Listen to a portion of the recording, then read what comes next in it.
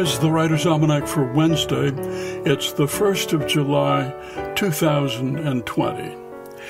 The U.S. Postal Service introduced zip codes on this day, 1963 Zone Improvement Plan. It was in 1983 they rolled out Zip Plus 4, which added a hyphen and 4 additional digits to the end of the code to speed things up even more. Zip codes start with the zeros in the Northeast and get bigger as you move south and west. 1979, on this day, Sony introduced the Walkman, the portable cassette player. There had been cassette players around for a while, but Sony miniaturized it, made it portable. There was no external speaker. You needed headphones.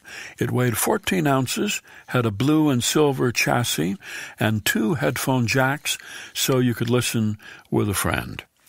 It's the birthday of novelist Gene Stafford, born Covina, California in 1915, author of numerous novels, including The Mountain Lion, and also collected stories of Gene Stafford, which won the Pulitzer Prize when it came out in 1969. She died 10 years later and left her entire estate to her cleaning woman. It's the birthday of the man who told you to omit needless words. Omit needless words. William Strunk Jr., born Cincinnati, 1869, taught English at Cornell, where he published his little book, The Elements of Style. One of his students was E.B. White, who revised and expanded Strunk's book. It has sold millions of copies. And it's the birthday of the French novelist Georges Sand, born Lucile Aurore Dupin in Paris, 1804. She was raised by her grandmother, sent off to a convent to be educated, wanted to become a nun, then went to Paris, lived with her mother, got married, had 2 children.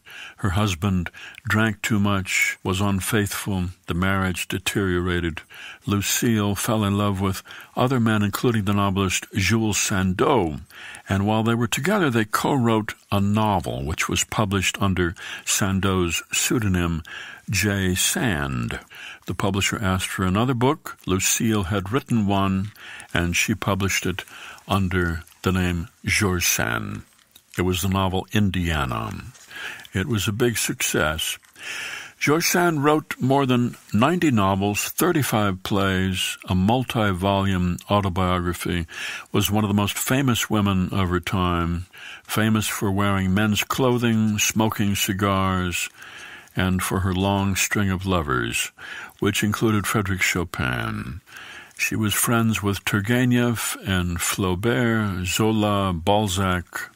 Georges Sand, who said, "The world will know and understand me some day, but if that day does not arrive, it does not greatly matter.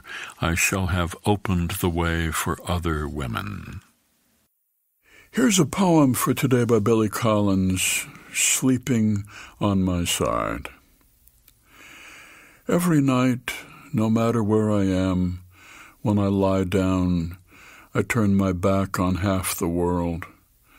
At home, it's the East I ignore with its theaters and silverware as I face the adventurous West.